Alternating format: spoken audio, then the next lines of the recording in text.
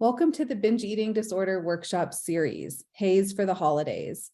My name is Danny Gillity, the Executive Director at the Eating Disorder Foundation, and I'm delighted to welcome everyone here tonight. Tonight's workshop is brought to you in collaboration with the Eating Disorder Foundation and Eating Recovery Center, Pathlight Mood and Anxiety Center. I'd like to share a little bit about the Eating Disorder Foundation. So we're a nonprofit that was founded in 2003 with a mission to be an effective resource in the prevention and elimination of eating disorders through free and accessible education, support, and advocacy. We are a Denver-based organization that is now serving individuals and families, both nationally and internationally. And I also want to thank anyone who made a donation upon registration. We're able to provide free resources because of the generosity of our community. I'll add the donation link in the chat if anyone wishes to contribute. So if you have questions for our presenter this evening, I invite you to use the chat feature to communicate with me directly throughout the workshop. The chat is kept confidential and will come to me directly. We will save a few minutes at the end for Q&A, and I will deliver the questions directly to Meredith. We will not be sharing the PowerPoint. However, since we are recording, we'll send the recording as soon as we can. And now I'd like to turn it over to Emma Boyata, ERC's Community Outreach Liaison, to say a few words about ERC and introduce our speaker. Hi, everyone. Thanks, Danny. As Danny said, my name is Emma Boyata, and I am one of the Community Outreach Liaisons at Eating Recovery Center and Pathlight Mood and Anxiety Center. I'm going to give a little introduction of ERC Pathlight, and then I'll introduce Meredith. So Eating Recovery Center and Pathlight Mood and Anxiety Center's mission is to deliver the highest quality of treatment for patients and their loved ones with eating disorders and mood, anxiety, and trauma-related disorders. ERC Pathlight offers a full spectrum of treatment services, including inpatient, residential, partial hospitalization, and intensive outpatient programs for adults, adolescents, and children of all genders. It is my pleasure to introduce tonight's speaker. Meredith Nisbet is a licensed marriage and family therapist and a certified eating disorder specialist supervisor. She currently serves as the National Clinical Response Manager of the Clinical Response Team with ERC Pathlight, where she engages with patients, families, and providers seeking admission nationwide. In addition to her work with ERC Pathlight and her private practice with Three Birds Counseling, Meredith provides education and training on weight stigma and health at every size informed care around the country. Meredith earned her bachelor's degree from the University of North Carolina at Chapel Hill and her master's degree from East Carolina University. Meredith resides in Raleigh, North Carolina, where she spends her free time listening to true crime podcasts, practicing hot yoga, and snuggling with her dog, Mac. Meredith, thank you so much for presenting tonight. Thank you so much for having me. I'm so excited to be here. Tonight, we are going to be talking about HAES for the holidays. HAES is our acronym for Health at Every Size, if you're not familiar, and I will use those terms interchangeably throughout tonight's presentation. So let's get started. So if you're interested in the webinars that I do or the content that I provide, you can find me on Instagram at Therapy with Mayor. I typically post there about any upcoming webinars, often with EDF or any other educational opportunities that I am providing. I also like to take this opportunity just to acknowledge that I'm a white, cisgender, able-bodied female. And although I do live in a larger body, I do have many privileges available to me, including access to higher education. And so because of that, you know, I'm always continually learning, like we all are. And so I think it's important to acknowledge the intersectionality of my identity, just like, you know, many of the identities that I'm sure you all hold as well. A note on language as we get started, just to let you know, during this presentation, I will be using the word fat as a neutral descriptor. That's a word that I've reclaimed for myself. And so you might hear me reference the fat community or say things like person of size or person in a larger body. I'm always using fat in a non-derogatory way, similar to tall, short, old, young. It's just a descriptor. And things that you will not hear me say, I will not use the word fat in a derogatory way, and I won't use the words obese or obesity. The reason for that is because those words are rooted in the pathologization of bodies, and often can be very triggering for folks in larger bodies because of experiences that we've had and kind of being reduced down to our size, or having that size immediately medicalized or pathologized. So we won't be using those words tonight. I do always like to give a disclaimer that, reclaiming the word fat or using the word fat in a neutral way isn't for everyone, and I understand that, and just want to validate that if you have difficult feelings related to the word fat from experiences that you've had, and if that doesn't feel like a good way to refer to your body, I see you, I hear you, and that is perfectly acceptable. That's why I throw this note on language here on here in the beginning, so that you're aware of the reasons and the ways that I'm using that word, but just know that if it's not for you, that's okay too. So before we get started really with kind of the content about the holidays, I want to talk a little bit about health at every size, what it is, what it isn't, what all the pieces of it mean, and kind of how those tie into what we're talking about when we start to talk about things related to food and going home for the holidays. So health at every size is not healthy at any size. So this is a really common misconception about health at every size. And it's really important to know that HAES doesn't endorse that people are healthy at any size, because we're actually acknowledging that health goes far beyond body size. I think when we conflate weight with health, or weight with body, or health with body size, that we really reduce people down to kind of this one-dimensional idea of health. And that's not really how health works. We know that health is multifaceted, and that people of all sizes have the ability to pursue health in ways that are meaningful to them. It's also not ignoring people's health. So the purpose of HAES is really to promote overall health and well-being in a way that's patient-centered and evidence-based. So we're utilizing research. We have the best interest of our patients in mind, and that we really are finding that the primary pillars of HAES are health promoting. HAES is also not just for people of size. So, people of all shapes and sizes are harmed by the way that our society focuses on weight management and the thin ideal. And so because we're all impacted by it, people of all shapes and sizes benefit from health at every size principles. Of course, folks in larger bodies are more marginalized and are more impacted by those things, but we all can benefit from kind of unpacking those systems of oppression that we learn to unpack in health at every size. Health at every size is also not telling people to do whatever they want. So it's not just do whatever you want, it's fine. It's, we really are looking at what does the research say, and how can we improve health, and how can we help support people in pursuing health in the ways that are meaningful to them. The goal is not to ignore health, but rather to move towards internal cues for wellness, rather than like external systems, external ways of eating, external movement plans, things like that. We want to turn inward and say, what does my body need? What am I looking for? And so that's a little bit about what HAES is not. HAES is a framework for understanding the role that dieting and weight stigma play in the development of medical problems, including eating disorders. And it's a social justice model that really promotes, balanced eating, life-enhancing physical activity, and respect for the diversity of body shapes and sizes, which is really important. It's also the acknowledgement that, again, health is multifaceted. There are so many ways to pursue health. There are so many ways that one can be healthy or be unhealthy. That's so individual, and there's so many layers to that.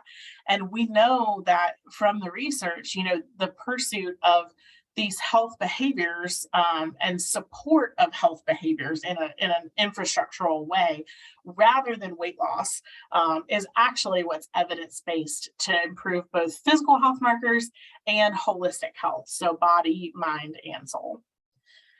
So the 5 pillars of HAES that you're going to need to know for tonight's workshop, and to kind of understand the interplay and where we're coming from, are weight inclusivity, health enhancement, respectful care, eating for well-being, and life-enhancing movement. So weight inclusivity just means that we are going to accept and respect body diversity. Bodies of all shapes and sizes have been around for millennia. We know that just from looking at ancient art, ancient statues. Bodies of all shapes and sizes have always existed. And so because of that, because we know that this is not new, people of size are not a new phenomena in society, we're also going to reject idealizing or pathologizing specific weights. So we're not going to say being in one body is better than being in another body. Being in one body is worse than being in another body. We're really saying people come in all shapes and sizes, and all of those shapes and sizes are valid, and we respect that they occur naturally within the human species. With health enhancement, this is really something that is important for providers to get on board with, that we should be supporting health policies that equalize access to information and services. And we should be supporting personal practices that improve human well-being overall. So that's looking at, people's individual physical, economic, social, spiritual, emotional, and other needs. We also, under respectful care, we need to acknowledge our biases. This is why I do the work that I do. I believe really strongly that as a provider, I have a responsibility, and we all have a responsibility to work to end weight discrimination, weight stigma, and weight bias. I don't think we can provide ethical care to patients unless we are working to end those things. Whenever I teach providers one-on-one or in small group settings, I tell them, we have to walk the walk and talk the talk. We have to put our money where our mouth is. And so that means we can't just say, hey, folks in larger bodies are important and we need to, respect them and work towards equity for them. We have to actually do those things in personal practice. And so this means that as providers, we provide, we need to provide information and services from an understanding of intersectional identity. So we're looking at socioeconomic status, race, gender, sexual orientation, age, all of these identities and how they impact weight stigma and how they're impacted by weight stigma. And we really should be supporting environments that address these inequities across the board. The last two are a little tricky if you're someone who is actively pursuing eating disorder recovery. And so we always encourage folks to check in with their teams if they're looking at pursuing eating for well-being or life-enhancing movement. Eating for well-being is often known as gentle nutrition or intuitive eating. And it's something, where we're saying we want you to have flexible, individualized eating that's based on hunger, fullness, nutritional needs, and also pleasure, rather than any sort of externally regulated eating plan that's focused on weight control or weight loss. For folks with eating disorders in treatment or seeking recovery, general nutrition is best implemented after an extended period of stable recovery with support from your team or your support people, and making sure that, you're at a place that you can feel your hunger and fullness cues, and that you feel that you truly can eat intuitively without the eating disorder voice kind of chiming in on that. Life-enhancing movement just means, and you might hear it called joyful movement. It means that we are supporting physical activities that allow people of all sizes and abilities and interests to engage in enjoyable movement to the degree that they choose. So just acknowledging that we have an option of whether or not we'd like to engage in movement and what that movement means. It's really common, in my work with clients, and also just being in the field in general, having conversations with people about what food and movement mean to them. So often we're very rigid in our ideas of what exercise is or what movement is. And so, I need to be doing X activity for X amount of time, or I need to be this amount of out of breath or this sweaty, or, I need to wear these types of clothes. Like, there's so many rules around what we do for movement, for exercise. And really the point of Health at Every Size is to kind of shatter all of those things and say movement can be whatever you want it to be. It can be, you know, chasing your toddler around the house. It can be going for a walk with your dog. It can be stretching because your muscles feel tight. It can be anything that you want it to be. And we don't have to have all of these rules and regulations on what movement looks like. And so, you know, truly with life enhancing movement or joyful movement, the same is true as it is for intuitive eating or gentle nutrition. You know, movement is something that we often have a difficult relationship with, especially if you're somebody who has struggled with disordered eating or an eating disorder. And so I really, really recommend talking to your team and to your support people as you start to reintegrate movement, and really get in touch with kind of the voices that come up as you're thinking about movement, and, you know, what are the rules that you have, and, you know, what is your eating disorder voice saying about what you need to do, and how can we kind of dismantle that and do the opposite or do something different. So just take care to have a little extra support around those things when you're ready to pursue them. So with a HAES framework, you know, we really can begin to understand the impact of weight stigma on health and quality of life, and also what we can do about it. So weight stigma, you know, there are two kinds of weight stigma that we need to talk about. So we have externalized and internalized. Externalized weight stigma is societal bias towards people in larger bodies, and this happens in all sorts of areas of our lives. I'm sure we've all experienced that at some point. But the big ones that I like to touch on are healthcare, employment, and education. So in healthcare, unfortunately, research shows that many physicians associate people in larger bodies with poor hygiene, non-compliance, hostility, dishonesty, and a lack of self-control. They spend less time with larger bodied patients in the exam room, and they're also less inclined to order diagnostic tests when those tests are indicated. So we can experience a lot of weight stigma in the medical community, and this is something that I am really passionate about remedying. And, you know, I'm hoping that we can continue to expand education into residency programs and medical schools so that folks understand, you know, how to engage with folks in larger bodies, and how to give adequate healthcare to folks in larger bodies, because we deserve it, just like anybody else. And so, you know, unfortunately, that is something that we know to be true, and something that we're continuing to do advocacy work in that area to try and make improvements there. In employment, people in larger bodies are more likely to have difficulty finding and keeping employment. They also experience lower wages for the same jobs and performance, and they have lower promotion prospects than their counterparts. So it's harder for us to get and keep a job. It's harder for us to be paid fairly, and it's harder for us to move up in the workplace. And then in education, I think this is often the most meaningful one to me, because it really shows how we have these experiences of externalized weight stigma, and we take them in and we make meaning about them. So children in larger bodies often experience peer rejection in the school environment. And so what we see is that, you know, kids leading up to kindergarten typically rate their self-esteem levels pretty highly.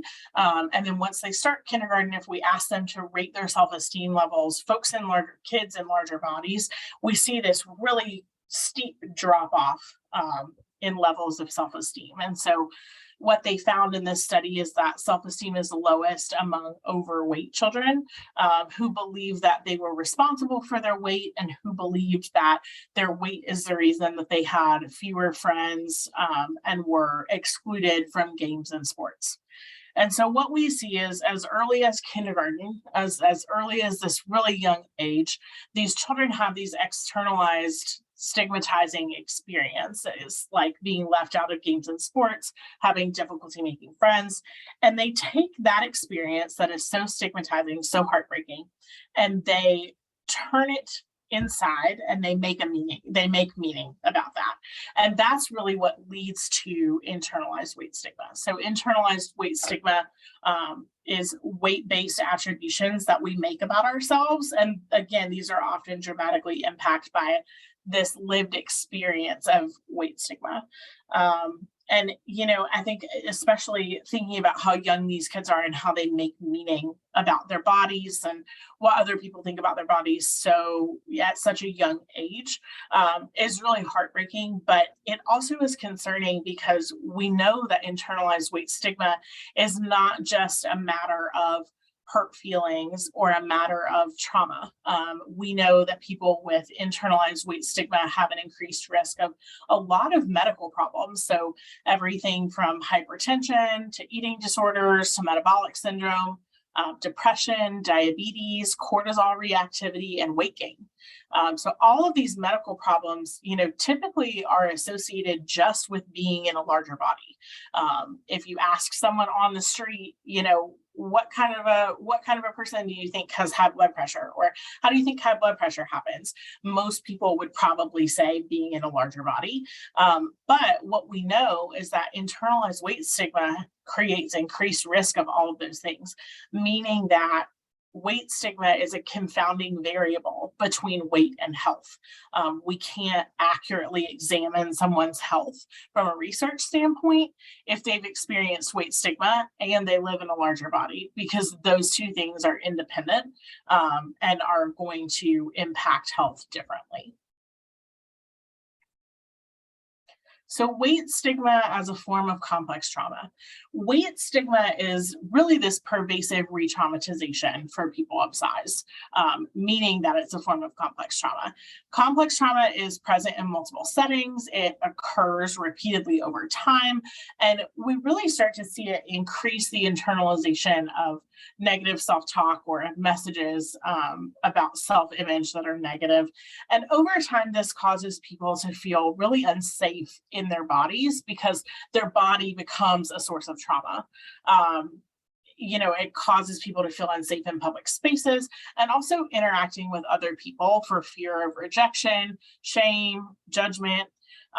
And so when we do experience something like complex trauma over and over and over again, our brain and our body try to protect us. They have a trauma response. And oftentimes in this case, the trauma response is that we want to change or hide our bodies. And so this can lead to attempts to modify the body through dieting or exercise, feeling reluctant to be in public in your body, having a lot of anxiety related to eating with other people, and also, increased guardedness, decreased connection with others, feeling unsafe with other people, and dissociation from the body. A lot of people with binge eating disorder, their binging functions as a form of dissociation to get them out of their body. And that's why there's such a high correlation between binge eating disorder, dissociation, and trauma.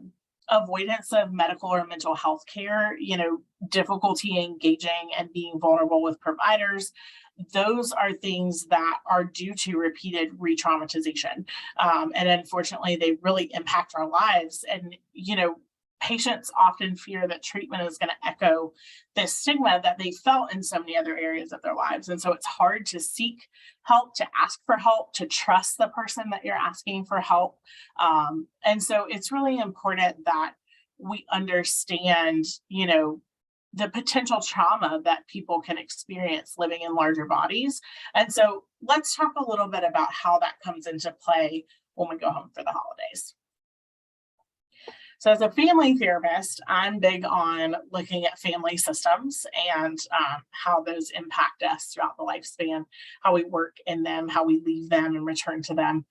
It's just something I've always been fascinated with. And so, kind of at this intersection of family therapy and weight and health is where I land. And so I have a lot of conversations with a lot of different family members about weight and health. And one of the most common positions that family members take is to present a concern for our health, right? So this could be legitimate. It could be actual concern or care, but the impact of the way it's presented is a form of fat phobia. And it can't be ignored. Like when we're in the room with a family member who's going on and on about our health and their concern for our health and how if we would just lose X amount of weight, we would be so much happier or so much healthier, that does harm to the person in the larger body. It does harm to us regardless of body size. But, just thinking about the impact of that within families, because families are complicated. We could do, and there are millions of people who are presenting on family therapy and the layers of dynamics in family systems. So it's a very complex issue. And we have to have an ongoing conversation about how health and body size or weight are often conflated. So we have to tell families these things are not the same. And so, I see that you're, trying to come from a good place. You want the best for your loved one, but it's misguided. And so we need to kind of interrupt this positioning of the family member as the expert on health and really encourage them to get curious about what health means in their family and what they actually want for their loved one and what's actually good and healthy for their loved one and whether or not those things line up with the things that they're recommending. And so, I think too, sometimes it's helpful to present research that supports this and, letting them know that research supports considering how we increase access to the actual social determinants of health rather than just laser focusing on our individual bodies and also laser focusing on, weight suppression or weight control in particular. So as a family therapist who works in the eating disorder community and, is really interested in intergenerational fat phobia, it's really important that we conceptualize family belief systems around food and body size or shape or weight. Before we can dismantle them, before we can, really get in there and take a look at what's going on, we have to understand the system first. So we have to understand the function of these belief systems. So what are they upholding within the family structure? Who do they harm? Who do they benefit? Who gets power from them? Who loses power in that system? Understanding, what it means to live life in a larger body in your family, or what it means to live life in a smaller body in your family. We have to understand those things before we start to disrupt them. And I think this is really important because our beliefs about our bodies are an extension of our beliefs about ourselves, and these are formed within the context of our family system. And so if we're just talking about like self-esteem, improving self-esteem, that as an individual concept doesn't serve us well. And I think this is something that I always recommend to providers when we're talking about diversity and intersectionality and eating disorder treatment is we have to understand that eating disorders are not individual disorders. They are systemic disorders. And that's not to say it's your family's fault or it's the parent's fault or it's the partner's fault. Not at all, but we have to examine those dynamics within the larger system to understand how did the eating disorder develop? How is it maintained? What are the dynamics that are supporting it? What are the dynamics that might interrupt it that we could take advantage of? And so having that systemic lens and understanding the way that intergenerational fat phobia gets created, gets shared, and gets passed on is really, really important. And so because of intergenerational fat phobia, going back to our family environment often means holiday food and family events with a huge side of fat phobia and trauma. So I want to touch on the social determinants of health for a minute. All of these things make up our ability or our inability to pursue health. They're all pieces of the puzzle, but personal health practices and coping skills, you see in the orange down here, is only one piece. And so when people are concerned about our health, read between the lines, body size, we can remind them that personal health behaviors are only one teeny tiny piece of this entire wheel. This wheel is a complex, multifactorial thing. Health is a complex, multifactorial thing. Health is not a black and white concept as much as socially we would like to think it is, or we were taught that it is. It's also not a destination to be reached. So this is, I think, sometimes an unpopular thing to say, but health is not a destination. We are all healthy and unhealthy, air quotes around that, in our own individual ways, depending on all of these different factors at any given moment in time. So I may be super healthy in 2012, super unhealthy, 6 months later, even healthier than I was originally in 2013, way unhealthier than I was before a couple years later.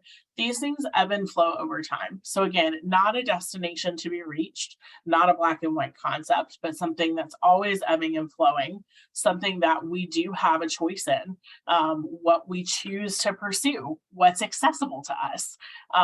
There's a lot that's not up to us. And so just a reminder, as we start to talk about these interactions with family members and things like that, that, you can rest on this. Even if you don't share this with them, you can rest on this, that, our personal health practices, it's one tiny piece of the puzzle, and there's so much else that goes into it.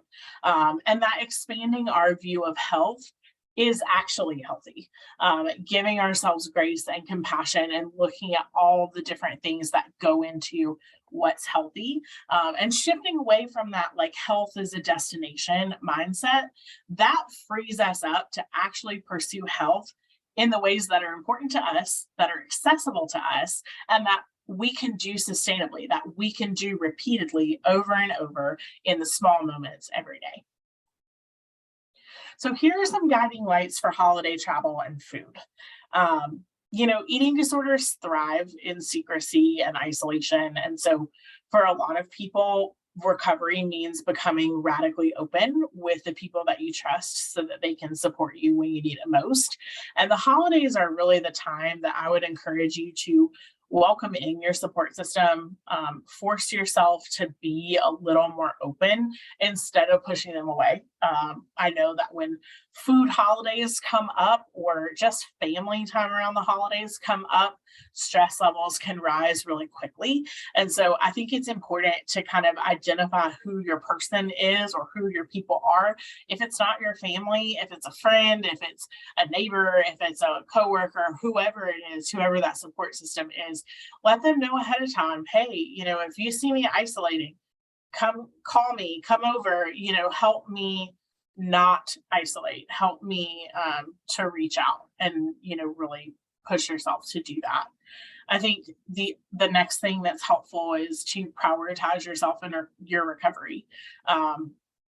Understanding what your values are and thinking about how you prioritize those and what they mean to you is really important. And knowing that external factors, so things like calorie counts, the size of airline seats, your travel partner's schedule or hunger or fullness or food choices, all of those things have to take a backseat to your needs. They have to.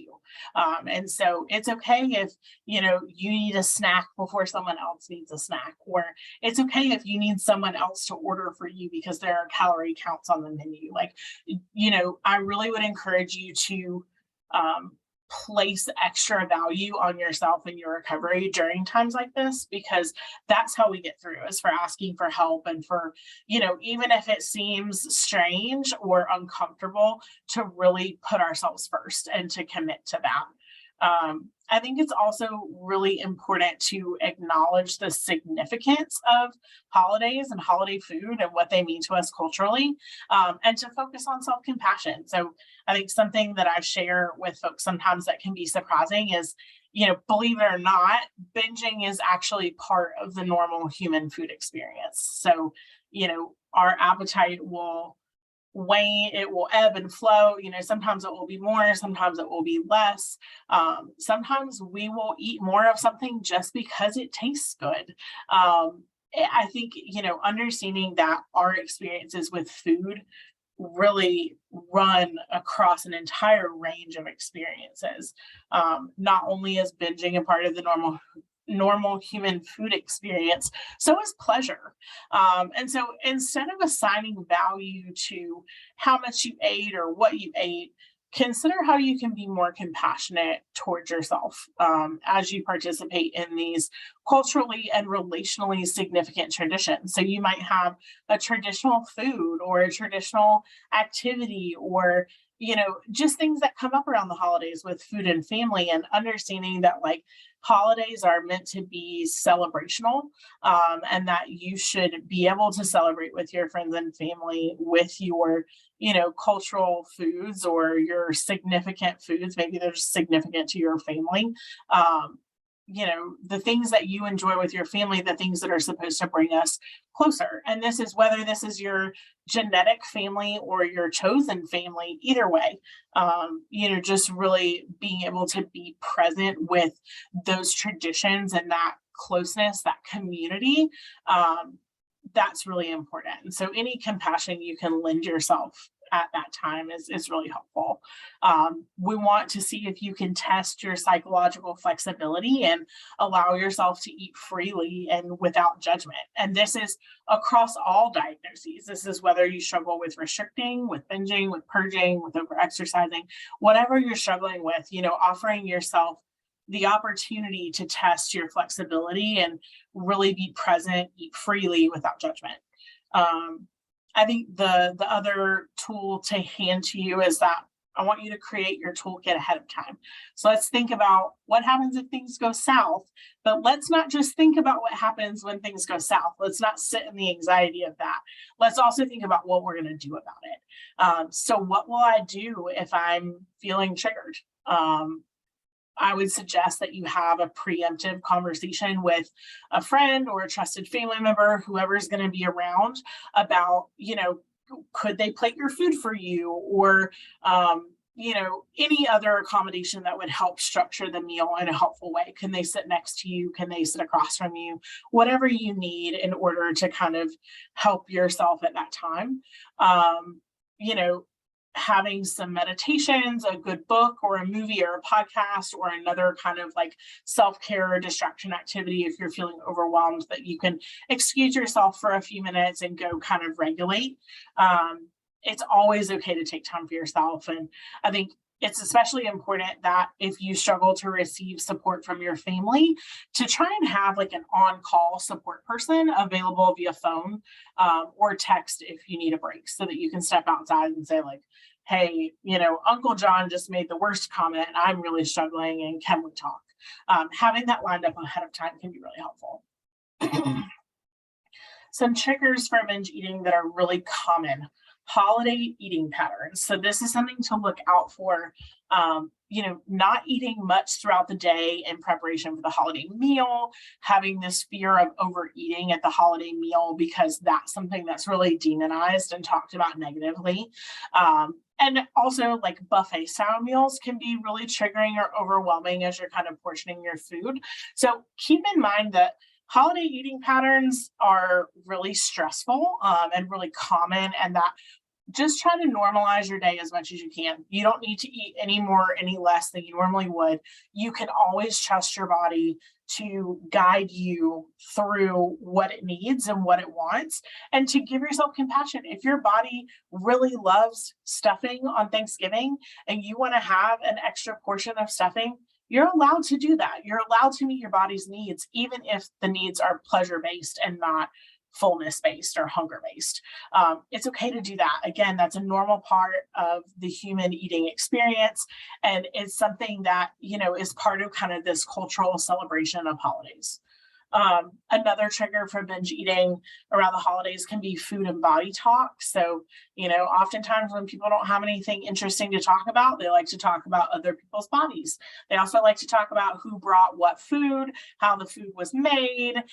I'm so bad for eating this. I'm going to have to exercise extra to make up for eating this. Like, there's a lot of diet talk that happens, especially around Thanksgiving, but just around the holidays in general. So as we're heading into the holiday season, just be aware that that's something, if that's something that's particularly triggering for you, or it's particularly triggering for you if a specific person says it, that you're prepared for that you have a plan of how you're going to cope if that happens. Sensory or emotional overwhelm is another big one. So if there are lots of noise, lots of people, lots of smells, sometimes when we go home for holidays, we don't have a lot of privacy. We're not in our usual space, or we might be in a physical space that holds painful or unpleasant memories. Going home for the holidays is not pleasant for everyone. It's, sometimes it's more obligation than anything. And so I think preparing yourself and kind of walking through your plans leading up to the holiday of, where am I going to be? What's that going to feel like? Is there a space that I can step into that is private or that is away from other people that doesn't hold painful or unpleasant memories? What am I going to do? Just some of that forward thinking about, instead of feeling worried about, oh my gosh, what's going to happen? If we can think about, okay, this might happen. That is a fact. There is a chance that this might happen. How can I prepare for that? How can I best support my nervous system, my emotions, my mental health, my body through that? My final trigger for binge eating around the holidays are family dynamics. So I talked about family dynamics a little bit earlier, but just want to make sure that I really explicitly state that it is natural to slip into old dynamics and patterns among family members and friends. So if you're the only part of the system, the only person in the system that has experienced significant change, the system might still draw you back in, and that's not a failure. Systems are built and structured to maintain homeostasis. So that means that they're always working towards their normal. So your family's normal might feel a little abnormal. You might have been doing a lot of work to get away from your family's normal. And you might go home for the holiday and you slip right back into that abnormal dynamic that you've been working so hard to fight against. And I just want to let you know, that's not a failure. It takes a lot of time and a lot of conscious effort to change a system, especially if you are the only person in the system trying to make a change. So don't blame yourself if you find yourself feeling the urge to return to old coping mechanisms. That is very common, and it can be a really distressing experience, especially if you're someone that like I'm doing pretty good, I feel like I'm really getting a foothold in recovery, and then we go home and all of a sudden we're having those same urges, we're wanting to use those same coping mechanisms because we're back and the system's trying to pull us into homeostasis. So again, have some compassion for yourself because that is very, very common and often to be expected. So what do I do if I binge? I want you to remind yourself that your coping mechanisms don't impact your worth or your value as a human being. You have not failed. You're simply a human who is on this winding path of recovery.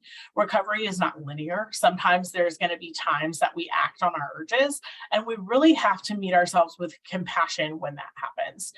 We have to know that that is kind of the nature of recovery, is 2 steps forward, 1 step back, and we continue to fight and we ask for support and we're kind to ourselves, because this is part of the process, is learning what we do when we have a setback. We're never going to be perfect. We're never going to be perfect at recovery. And so, learning how to be kind to yourself when things don't go as planned is really important. Grounding yourself in the present. So don't let your anxiety pull you into the future, and don't let regret pull you into the past. Try to stay where you are. I missed saying up here, the self-compassion break by Kristen Neff is a really great exercise for self-compassion. And then the grounding activities, grounding techniques on Instagram is a really great resource. And so using those things to really kind of be kind to yourself, to ground yourself in the moment is really helpful if you do have a binge. And as well, commit to your recovery values, even if there is a stumble on the path. You can choose the next right thing for you. That's a different thing for everyone. So overall, trying to commit to compassion and care for yourself in that moment, because compassion is the antidote to shame. And your next right thing, it could be calling a loved one, being physically comforted by a loved one, journaling, practicing meditation, watching your favorite show or movie, or reading a favorite book. anything that just kind of brings you back and centers you, helps regulate your nervous system, helps provide you support in that moment. Thinking ahead about what those things are, just in case you do have a binge, and reminding yourself that, the goal, especially of treatment for binge eating disorder, the goal is not to never binge ever again. That would be an unachievable goal. The goal is to generally regulate your eating patterns, and also to be able to cope when things are stressful or when things don't go as planned, including if you feel like you have a time that you overate or you binged. You have to be able to have compassion for yourself and to learn to kind of accept that as you move through recovery. Some tips for travel. So plan ahead for eating on the road or in the airport. I like to say, we're packing our recovery values the way that we pack your suitcase. You're planning ahead. I hope you're planning ahead. I'm a packer who plans ahead. Food and finances intersect for a lot of people. And so eating on the road or in the airport can be expensive. Don't let cost keep you from making sure you eat regularly. Plan ahead, bring food with you. If you have a registered dietitian, this is a great session topic to bring up with them to get some traveling snack and meal ideas to help you plan for the holiday. Keep your eyes on your own plate. So the person that you're traveling with might eat more or less or at different times than you do. The way that somebody else eats is not reflective of your individual hunger or your individual needs. It doesn't mean anything for you. So this urge to kind of compare plates or compare at meal times or compare meal times, like when you're eating, can be overwhelming. But just remember, like, you're a different person, you have different needs, you have different hunger cues, different eating patterns, and so is your travel companion. So you can't compare. I think the other thing is that when we deny ourselves, we're more likely to have strong cravings later and to feel out of control about our food intake or choices later. So, if you're hungry and you want a snack, but the person that you're traveling with is not hungry and does not want a snack, you should still have a snack, because that's your body and your body's letting you know what you need. And that will help you feel, grounded and, grounded in your recovery ongoing, because you're meeting your body's needs. Talking about some of the realities of airline travel. So, seatbelts are from previous passengers. When you get on a plane and you go to put your seatbelt on, the seatbelt not being perfectly fitted to your body is not a sign that your body is wrong. There could have been a child in your seat. A flight attendant could have pulled the seatbelt, all the way out as the previous passengers exited. They also cut them as they start to fray. And so that's why there's so much deviation in the length of airplane seatbelts, because they cut them as they start to get damaged. And so you might get a seatbelt that's been cut 3 times and is super short. That doesn't mean anything about your body.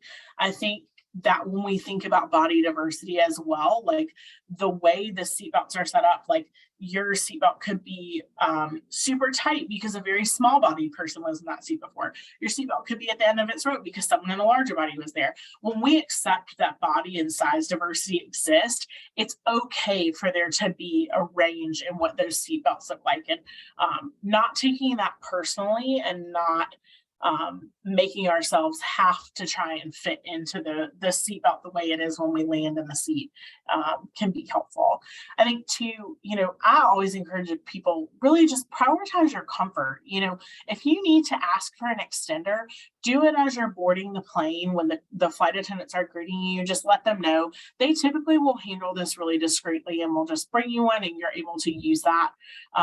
If you fly a specific airline all the time, you can also buy extenders on Amazon and bring your own. So just make sure that you're prioritizing your needs. Another thing about airport travel or airline travel is that airport menus often have calorie counts. This is something that started happening in the last few years, but knowing that ahead of time can really help prevent kind of a nasty shock when you're trying to order your coffee or order your lunch and there's numbers all over the board. It's another encouragement to pack your own food, but if you do have to to buy food there, just be aware you might see a calorie count. So might be helpful to talk about it in therapy or with your registered dietitian ahead of time. You can also look up menus ahead of time so you know what you want and you don't have to look at the airport menu. You can also have your travel companion, if you have one, make choices or order for you. So this is, practicing a little bit, letting go of control in the moment, but also protecting yourself from things like calorie counts that might be challenging for you depending where you are in your recovery. A few more holiday tips. Take a break when you need one. You are not impolite for wanting a couple of hours to yourself. I think there's this really common feeling that we need to all be together every second of every day that we have when we're home with family or friends. But when we spend too much time around people and we don't take time for ourselves, we get I get at least really cranky and irritable, and it's hard to tolerate the presence of other people. So do what you need to do for yourself. Go on a walk, read a book. It's okay. Even if that's something that your family doesn't naturally do, you can take that time for yourself. The same thing applies if you're doing holidays alone. Like, might not be common or usual for you to do holidays alone, especially during the pandemic. That was a new thing for a lot of people, but it's extra important to center your needs and make it a good day for you if you're not spending it with others. Asking for your needs to be met is not selfish. So saying, hey, I'm going to go take a walk by myself. I'll be back in 20 minutes. You don't have to get overwhelmed or depleted. So if you can identify and meet your own needs, even if that's not the norm in your family, you're going to feel so much better. I also want you to think about boundaries before you get where you're going. That's really important with family. So think about, how will I know it's time to set a boundary? Like, how am I going to feel in my body physically? How am I going to feel mentally? What are some thoughts that I might be having? Are there key words or phrases or particular people that I know are triggering for me? Think about that ahead of time. Start to prep for that ahead of time, and consider your energy level for engagement. So how much energy do I have right now? How much of that energy do I want to devote to this conversation? If you have low energy, you might just excuse yourself. I need to go to the restroom. Oh, I need to go in the kitchen. Take some deep breaths, center yourself. If you have lots of energy and you want to engage, address that statement or that person directly and ask for what you need in the moment. Hey, it's really not helpful when you comment on the amount of sugar that's in the food that we brought today. I would really appreciate it if you would stop talking about that. Or, hey, can we talk about such and such and offer a different conversation topic? Only you know what feels right at the time. And so just trust your body, trust your brain, and know that you can set a boundary if you need to. And that setting a boundary can look different depending how much energy you have and how much you want to engage. Sometimes it's not worth it to engage if you know it's going to be a conflict, and it's just better to excuse yourself from the room and again, prioritize yourself. You can also, if you have a support person present, you can ask them to take on some of the work of boundary setting. So if you have a partner or a friend or a sibling or a parent who can kind of go to bat with you against the other person or, whatever is happening there, so that you have somebody on your side and you don't have to spend all of your energy trying to set those boundaries. Have your toolkit ready. Your support person, your distraction activity, checking in with your kind of emotional gas tank is what I call it. So when you need a break for self-care. And acknowledge that other people might not be in the same place that you are, and that's okay. You can focus on your recovery and your values, regardless of the attitudes and beliefs of the people around you. Take care of yourself. Make sure that you're checking in. Remember that you don't have to attend every conversation or argument that you're invited to. You can excuse yourself, you can leave the room, and that is just as helpful and important and good as, having that conversation head on.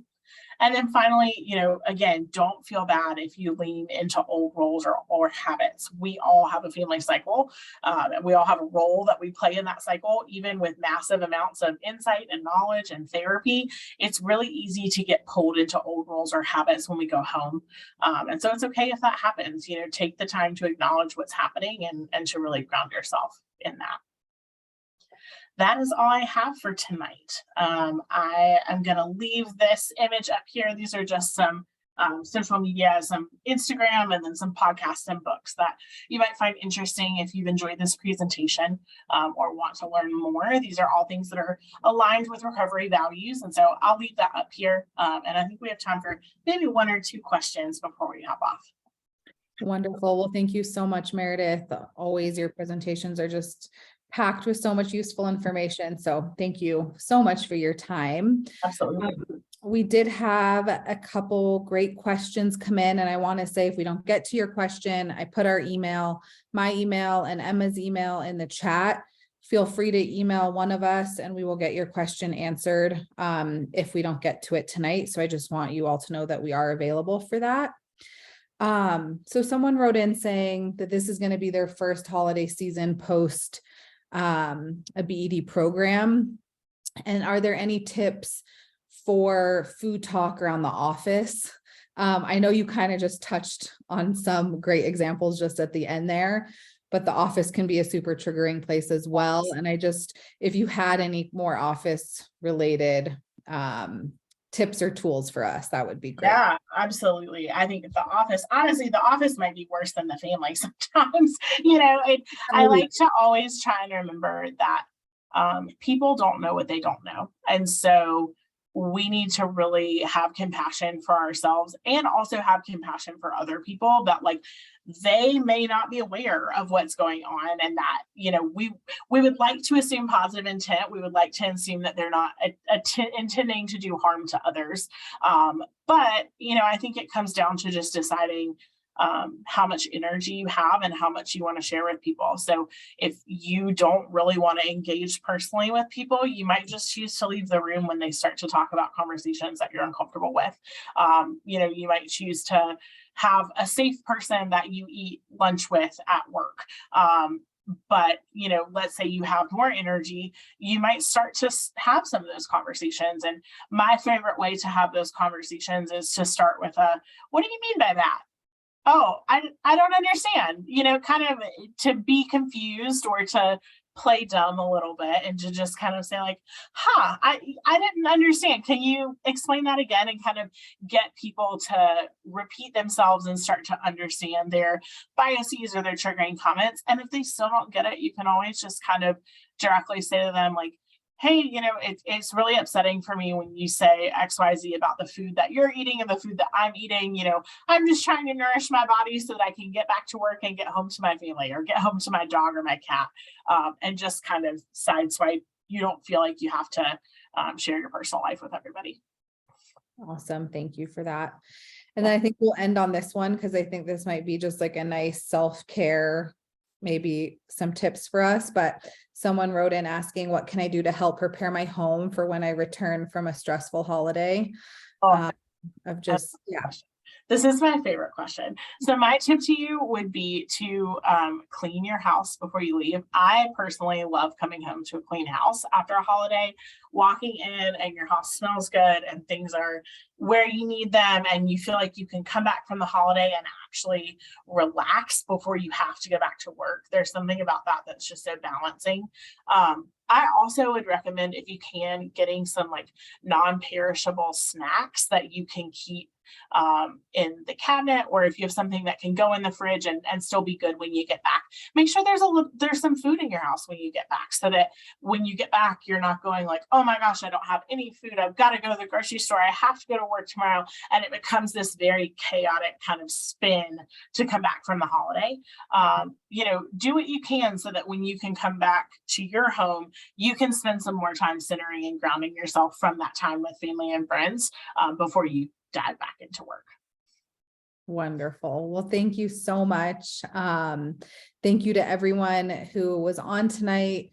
Again, we're available, so please reach out to us if you need anything. And thank you for your time. And Meredith, thank you again for just providing us with so much useful information. We're truly grateful. Thanks for having me. Have a great night, everyone. Take care.